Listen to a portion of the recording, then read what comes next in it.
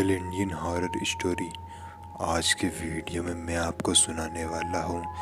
So video को and तक ज़रूर सुनिएगा और ऐसे ही हॉरर और मिस्टीरियस वीडियोस रोज़ देखने के लिए चैनल को सब्सक्राइब कर लीजिए और कमेंट करके बताएं कि अगले वीडियो में किस टॉपिक पर लेकर आऊँ। ये घटना घटी है मोक्षिता जी के साथ में और अब आगे की घटना मैं आपको सुनाऊंगा मोक्षिता जी के पॉइंट ऑफ व्यू से।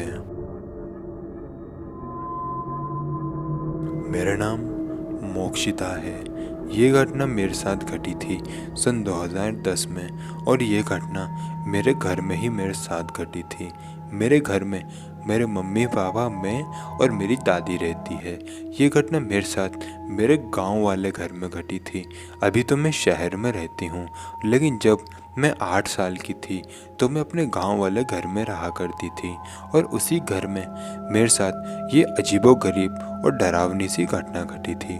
तो दरअसल हुआ ये कि एक दिन जब मेरे माता पिता किसी की शादी अटेंड करने के लिए बाहर गए हुए थे और घर में दादी और मैं ही थे, तो मैं आपको पहले ही बता दूं कि मेरी दादी बहुत ही गुस्सैल नेचर की इंसान है।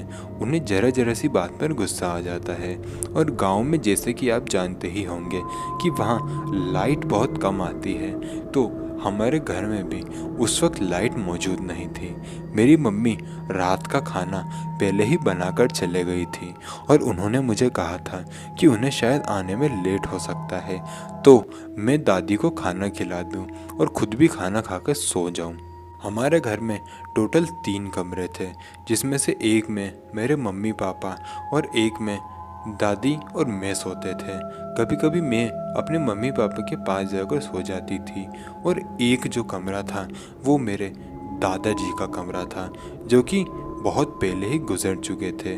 वो बहुत पहले तब गुजरे थे जब मेरे पापा मेरी उम्र में थे, तब वो गुजर गए थे और तब से उनका कमरा बंद ही कर दिया गया था। उस दिन से और आज तक उस कमरे को कभी खोला नहीं गया है। तो घर में लाइट मौजूद नहीं थी और खाना खाने का वक्त हो गया था। मैं अपनी जगह से उठी और किचन की तरफ जाने लगी। अंधेरा बहुत ज़्यादा था। मेरे हाथ में मोमबत्ती थी। मोमबत्ती के उजाले में ही मैं किचन में गई। मुझे वहाँ खाना निकालने में भी बहुत परेशानी हो रही थी और ऊपर से बाहर बारिश भी हद से ज़्यादा हो रही थी और वो घर भी गांव वाला घर था, जिस वजह से पानी सरक के घर के अंदर आ रहा था, जिस वजह से मुझे और ज़्यादा तकलीफ़ हो रही थी। मैंने अपना और दादी का खाना निकाला। पहले मैंने दादी को खाना खिलाने का सोचा। मैं उनके कमरे में गई। जब मैं उनके कमरे में गई तो मैंने देखा कि दादी सो गई हैं, लेकिन अगर मैं दादी को खाना नहीं खिलाती तो वो भूखे पेट ही सो जाती और फिर वो दवाई नहीं ले पाती, और ये बात अगर मेरी माता पिता को पता चलती तो वो मुझे बाद में बहुत डांटते। इसलिए ना चाहते हुए भी मैंने दादी जी को उठाया और वो एक झटके के साथ में उठे। वो बहुत ही ज़्यादा गहरी नींद में सो रही थी और उस गहरी नींद में से मैंने उन्हें उठाया था, जिस वजह से वो डिस्टर्ब हो गई और मुझे बहुत ही ज़ोर से डांटने लगी। मुझे भी बहुत बुरा लगा था क्योंकि मैं उन्हें उठाना चाह नहीं रही थी, लेकिन बिना खाना खिलाए मैं उन्हें सोना देना भी नहीं चाहती थी। खैर, जब उन्होंने मुझे डांटा तो उसके बाद मैंने उनके पास बैठे बैठे ही उन्हें खाना खिलाया। खैर, मैंने उन्हें खाना खिलाया और उसके बाद उन्हें दवाई भी खिलाई। फिर उन्हें नींद आ गई और मैं उन्हीं के पास ही बैठी हुई थी और उनके पास बैठे बैठे मुझे कब नींद आ गई मुझे पता तक नहीं चला। फिर अचानक से लाइट भी आ गई।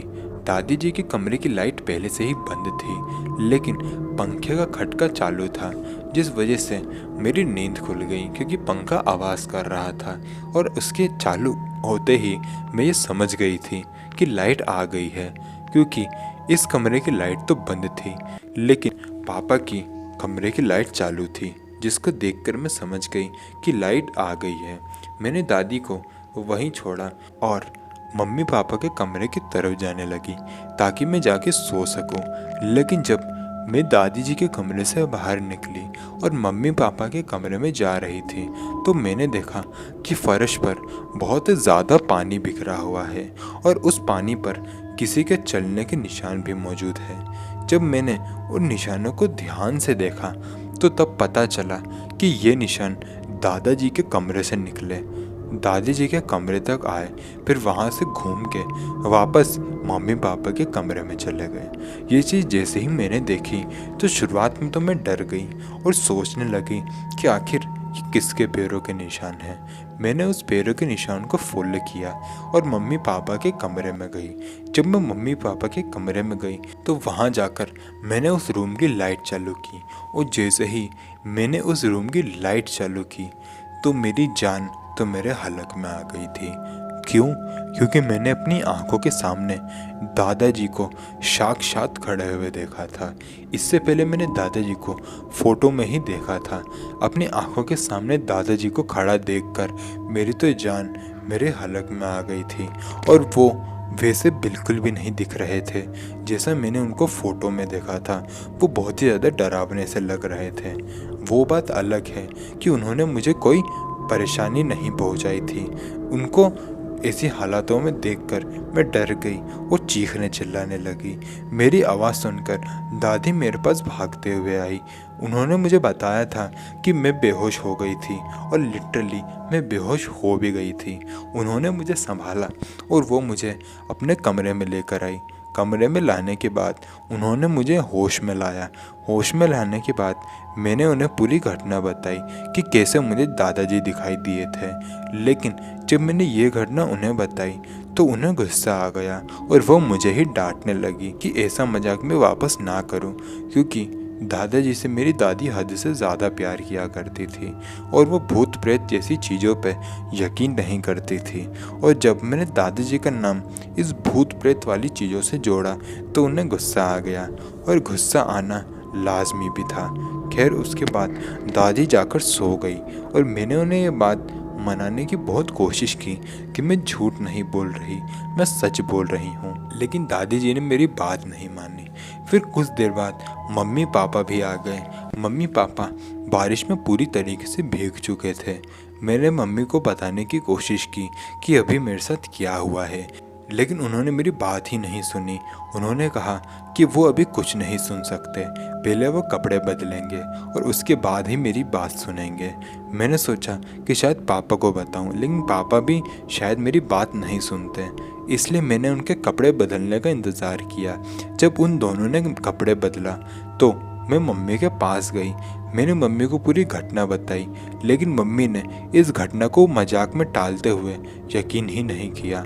बाद में ये घटना जब मैंने पापा को बताई तो उन्हें मेरे पर थोड़ा थोड़ा यकीन होने लगा, लेकिन उन्हें देखकर ऐसा लग रहा था कि वो शायद झूठ मूठ का ही यकीन कर रहे हो, मुझे ऐसा दिखाने के लिए कि वो मुझ पर यकीन कर रहे हैं। इन शॉर्ट कोई भी मुझ पर यकीन नहीं कर रहा था।